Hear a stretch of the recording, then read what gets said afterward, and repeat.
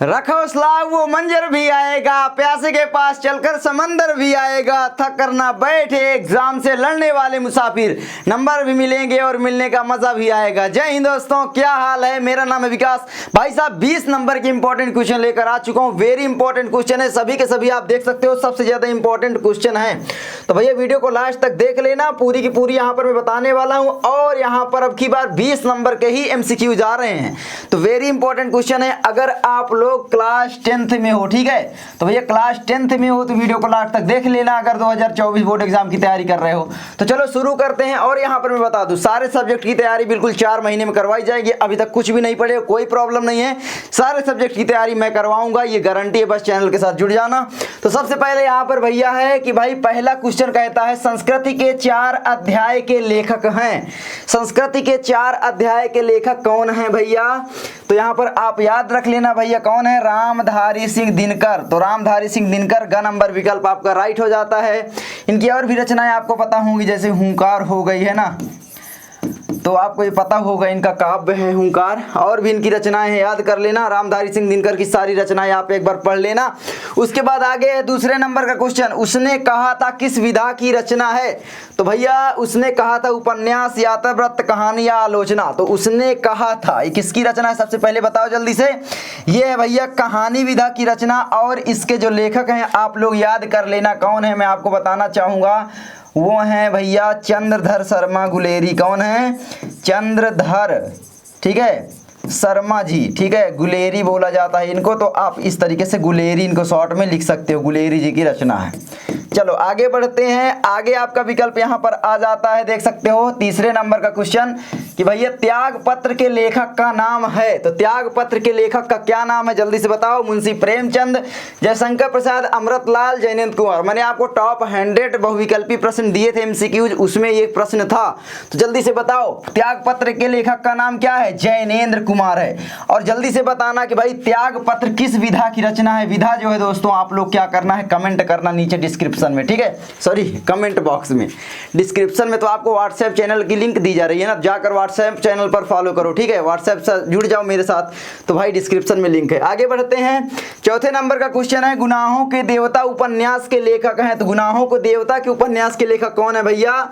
धर्मवीर भारती, जयशंकर प्रसाद, इलाज चंद्र जोशी या फिर अज्ञे। तो भाई गुनाहों के देवता के जो लेखक हैं वो आप याद रख लेना, धर्मवीर भारती जी हैं। और किस विधा की रचना है भैया? तो गुनाहों के देवता उपन्यास विधा की रचना है। ये भी याद कर लेना क्योंकि पूछ सकता है एग्जाम में गुनाहों के देवता किस विधा की रचना है, ठीक है। 4 विकल्प दे देगा, नाटक, निबंध, ये सारी चीजें।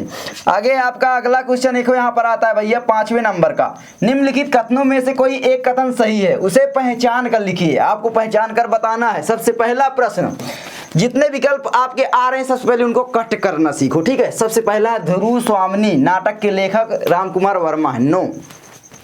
ध्रुव स्वामिनी किसकी रचना है? आपको पता होगी, जयशंकर प्रसाद की रचना है, ठीक है। और ये क्या है? नाटक विधा की रचना है। आपको पता होगा इनके नाटक और भी हैं, चंद्रगुप्त, स्कंदगुप्त, अजातशत्रु, ध्रुव स्वामिनी, ये सारे है ना। जन्मेजय का नाट्यज्ञ, महाराणा का महत्व है, शोकोच्छ्वासी, सारे हैं। तो इंपॉर्टेंट है चंद्रगुप्त, स्कंदगुप्त, ठीक है, याद कर लेना। उसके बाद भैया रामकुमार वर्मा की भी एक रचना क्या है भैया? मैं आपको बता दूं, दीपदान, इंपॉर्टेंट है। दीपदान क्या है भैया? एकांकी है, ठीक है। तो ये भी आप याद कर लेना, वेरी इंपॉर्टेंट है। अब यहाँ पर भैया दूसरा विकल्प क्या कहता? क्या भूलूं क्या याद करूं, उपन्यास विधा की रचना है, नो। हरिवंश राय बच्चन जी की आत्मकथा है। क्या भूलूं क्या याद करूं किस विधा की रचना है भैया? आत्मकथा विधा की रचना है। किसकी है? आत्मकथा किसकी रचना है? जल्दी बताओ। बच्चन जी की है, ठीक है। तो ये भी विकल्प आपका नहीं होगा। उसके बाद है गोदान के लेखक प्रेमचंद हैं, बिल्कुल सही विकल्प आपका ग हो जाता है क्योंकि गोदान के लेखक प्रेमचंद हैं। गोदान, गबन, इनके और भी ये किस विधा की रचना है मैं आपको बता दूं, ये है आपकी उपन्यास, याद कर लेना, ठीक है। गोदान, अब इनकी उपन्यास और भी हो सकते हैं प्रेमचंद जी के। गोदान हो ही गया, गबन है जैसे, है ना। और फिर हो गया आपका सेवा सदन, निर्मला, ठीक है, निर्मला,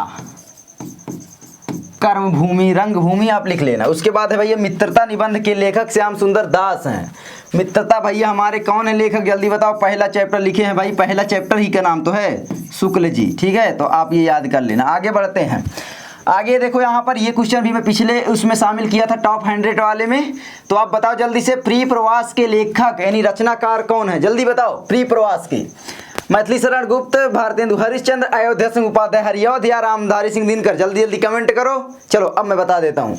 तो यहाँ पर आप याद रखना भैया, अयोध्या सिंह उपाध्याय हरिऔध। तो यहाँ पर कभी कभी हरिऔध बस लिख के आ जाता है, तो आपको बिल्कुल भी कंफ्यूज नहीं होना है। 7वां नंबर क्वेश्चन कहता है छायावादी युग के कवि हैं। भैया छायावादी युग, शुक्ल युग, बात एक ही है, चाहे छायावादी युग बोलो, शुक्ल युग बोलो, प्रेमचंद युग बोलो, ठीक है, प्रसाद युग बोलो, 4 नामों से जाना जाता है छायावादी युग को, शुक्ल युग को, ठीक है। तो यहाँ पर नरेंद्र शर्मा है, सूर्यकांत त्रिपाठी निराला, भवानी प्रसाद, गिरिजा कुमार माथुर। तो यहाँ पर आपको थोड़ा बहुत जानकारी तो होगी भैया, सूर्यकांत त्रिपाठी निराला।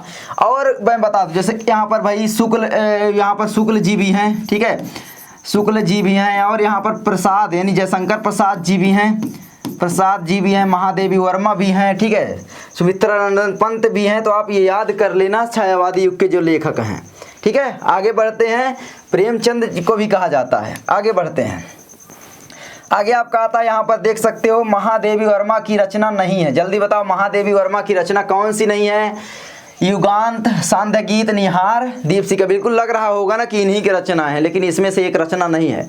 जैसे कि निहार तो महादेवी वर्मा की रचना है, दीपशिखा भी है, सांध्य गीत भी है, युगांत इनकी रचना नहीं है। युगांत ये किसकी रचना है, जल्दी से बताओ। युगांत, युगवाणी, चिदम्बरा, है ना, ये सारी रचनाएं किसकी हैं, जल्दी से बताओ। लोकायतन, तो यहाँ पर ये किसकी रचना है, सुमित्रानंदन पंत जी की। तो यहाँ पर आप लिख लेना पंत जी, ठीक है, ये पंत जी की रचना है। और इनकी रचनाएं कौन कौन सी है, जल्दी बताओ। युगांत हो गया, लोकायतन हो गया, लोकायतन, ठीक है। चिदम्बरा इनकी एक इंपॉर्टेंट रचना, याद कर लेना, चिदम्बरा। ग्राम्य गीत भी है। तो सारी रचनाएं आप लोग एक एक बार पढ़ लो, ठीक है। उसके बाद जैसे यहाँ पर निहार, दीपशिखा, सांध्य गीत, इनकी और रचनाएं महादेवी वर्मा की याद कर लो। अब चलो जो इसमें नहीं दी गई हैं, रश्मि जैसे हो गई, यामा हो गई, ठीक है, याद कर लेना, ये सारे काव्य हैं इनके, क्या है, काव्य। चलो आगे बढ़ते हैं। आगे आपका आता है बिहारी किस युग के कवि हैं, आधुनिक काल, रीतिकाल, भक्तिकाल या आदिकाल। बिहारी जो दोस्तों हैं जल्दी से बताओ किस युग के कवि हैं, जल्दी से यहाँ पर आधुनिक काल, रीतिकाल, भक्तिकाल या फिर आदिकाल, जल्दी से आपको बताना है किस युग के कवि हैं। तो यहाँ पर आप याद कर लेना भैया रीतिकाल के, ठीक है। चलो आगे बढ़ते हैं।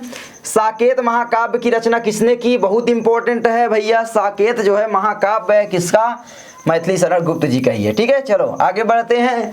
आगे आपका आता है हास्य रस का स्थायी भाव क्या होगा, जल्दी से कमेंट करना भैया, हास्य रस का स्थायी भाव क्या होगा। बहुत ही सरल है, जिस चीज़ को देखकर हमें हंसी आती है कमेंट आपको करना है, उसी में हास्य रस होता है, ठीक है। तो क्या है, जब विभाव अनुभाव एवं संचारी भावों से संयोग करता है हास्य रस, तो हास्य रस की निष्पत्ति होती है।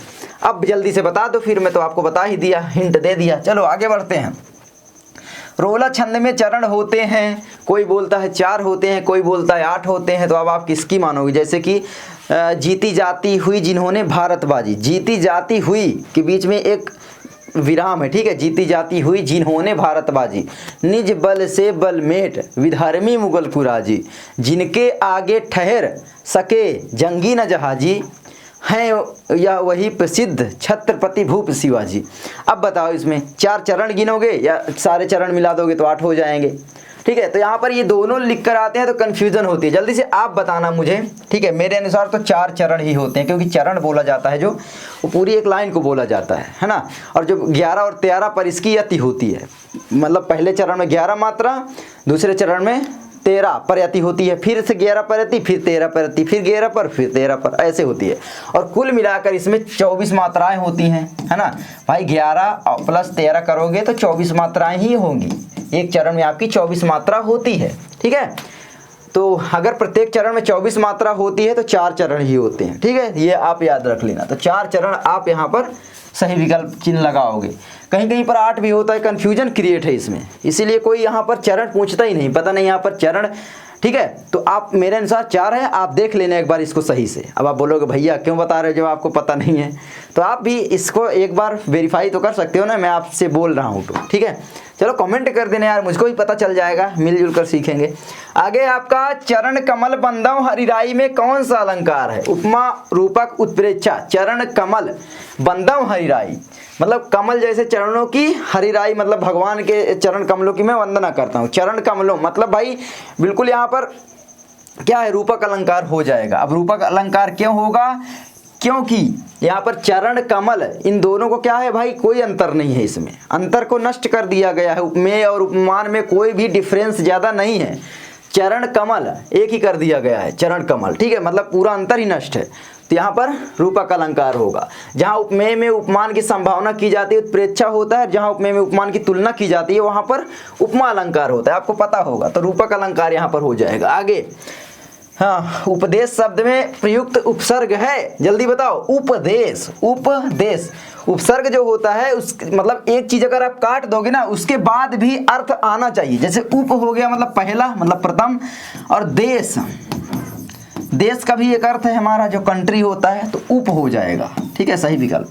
आगे नवरत्नों में समास होगा, नवरत्न, ये चिन्ह भी लगा है वैसे, नवरत्न, चौराहा, तिराहा, है ना, ये सारे क्या हो जाएंगे, किसके उदाहरण हो जाते हैं, जल्दी बताओ। तो यहाँ पर आप याद रख लेना भैया द्विगु समास के। किसके? द्विगु समास। क्यों? द्विगु समास का मतलब ये होता है जहाँ पर संख्यावाची आ जाए, जहाँ पर संख्या आ जाए, 4, 3, 2, 8, 9 कुछ भी आ जाए, कोई संख्या आ रही है तो वहां पर आप समझ ही जाना कि भैया द्विगु समास होगा। और द्वंद्व समास क्या होगा भैया? जैसे माता और पिता, माता पिता, जहां पर ये हाइफन लग जाए, ठीक है, माता पिता, ये देख लो इस तरीके से, ठीक है, दूध रोटी, कुछ भी आप कह लो, है ना। आगे बढ़ते हैं। निम्न में से अग्नि का पर्यायवाची शब्द नहीं है, जल्दी बताओ। अग्नि का पर्यायवाची नहीं है, पवन, ज्वाला, पावक, हुतासन, नहीं है। यहाँ पर पूछा है, बहुत सारे बच्चे जल्दी जल्दी में क्या करते हैं, गलत करके आते हैं, नहीं है, ठीक है। तो भाई देखो पवन जो है वो किसका है? वायु का है, हवा का है, वायु, हवा, है ना, बयारी, कुछ भी बोल लो, आंधी, तूफान, ठीक है। तो ये नहीं होगा, विकल्प नंबर आपका का सही हो जाता है। ज्वाला, हुतासन, पावक जो है आग के ही पर्यायवाची हैं या समानार्थी हैं, ठीक है। आगे है आपका तद पुल्लिंग शब्द का षष्ठी विभक्ति एक वचन होगा। तद का होगा मुझे तो याद नहीं है, वैसे मैं बता दूं तस्य है, ठीक है, आप देख लेना। विकल्प बताना आसान होता है लेकिन याद करना बहुत मुश्किल, मुझे जल्दी याद नहीं होते थे, आज भी याद नहीं है, ईमानदारी से बोल रहा हूँ, ठीक है। हाँ, आप लोग करो जल्दी यार, ठीक है, अगर आपको हो रहे हैं, वरना 1-2 नंबर के लिए टाइम बर्बाद करने अब मत बैठ जाना। जिसमें बड़े बड़े नंबर मिल रहे हैं ना, आप उस चीज़ में टाइम अपना लगाना, ठीक है। ये चीज़ मैं आपको बता रहा हूँ, कोई नहीं बताएगा। आगे है आपका रचना के आधार पर वाक्य का प्रकार है। तो देखो ये वाक्य के प्रकार ही है, इच्छावाचक, निषेधवाचक, प्रश्नवाचक, सारे वाक्य प्रकार हैं, ठीक है। दूसरी बात, ये विकल्प जो है मैं बहुत ही मतलब अलग तरीके से यहाँ पर है। कैसे अलग है मैं बताता हूँ। रचना के आधार पर जो वाक्य है ना, एक्चुअली में वो 3 प्रकार के ही होते हैं। वाक्य चाहे भेद कह लो, क्या है, 3 भेद होते हैं वाक्य। एक आपका साधारण वाक्य हो जाता है, क्या हो जाता है, साधारण वाक्य हो जाता है, बिल्कुल सही। एक आपका संयुक्त वाक्य हो जाता है। संयुक्त मतलब 2 वाक्य या 3 वाक्य मिलकर के कोई एक वाक्य बना देते हैं, और योम लगा करके बीच में हम एक वाक्य को 2 वाक्य से जोड़ देते हैं, 2 वाक्य 3 वाक्य मिल करके एक सिंगल वाक्य बनाते हैं, उसको बोला जाता है संयुक्त वाक्य। बोला ही जाता है, संयुक्त का मतलब ही होता है मिलना, है ना। तो मिलना या मिलकर, तो भाई बिल्कुल सिंपल है, संयुक्त का मतलब होता है मिलना। एक हो जाता है आपका जटिल वाक्य, ठीक है, जटिल वाक्य यानी मिश्र वाक्य। जटिल थोड़ा मतलब कठिन बनता है, ठीक है, मिश्र भी इसको बोलते हैं, मिश्र वाक्य। तो 3 होते हैं एक्चुअली में, और ये यहाँ पर दिया नहीं, अंक तो दिया ही नहीं है, तो आपको इनमें से कोई नहीं घ नंबर विकल्प होगा, ठीक है। मैंने बता दिया, ये भी पूछ सकता है। आगे वाच्य के भेद हैं। वाच्य का मतलब क्या होता है, जल्दी बताओ। तो वाच्य के 1 भेद, 2 भेद या 3 भेद होते हैं। तो वाच्य के एक्चुअली में 3 भेद होते हैं, ठीक है। आप देख ले कौन कौन से, गूगल है, कर लोगे आपको मिल जाएगा। आगे बढ़ते हैं। आगे है आपका अविकारी पद को अन्य किस नाम से जाना जाता है। अविकारी पद को अन्य किन नाम से जाना जाता है, तो आप याद रख लेना, अव्यय पद के नाम से जाना जाता है। अविकारी को बोला जाता है अव्यय, ठीक है, तो ये ध्यान देना।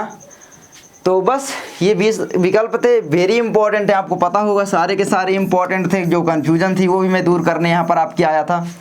तो आई होप आपको ये वीडियो अच्छी लगी होगी। अगर थोड़ा सा भी अच्छी लगी है ना तो लाइक कर देना, शेयर कर देना, और थोड़ा ज़्यादा अगर पसंद आ गई है तो चैनल को सब्सक्राइब भी कर लेना, मेरा भी भला हो जाएगा। ठीक है, चलो मैं मिलता हूँ आपसे अगली वीडियो में। तो भाई please like, share and subscribe. ठीक है, चलो मैं मिलता हूँ आपसे अगली वीडियो में।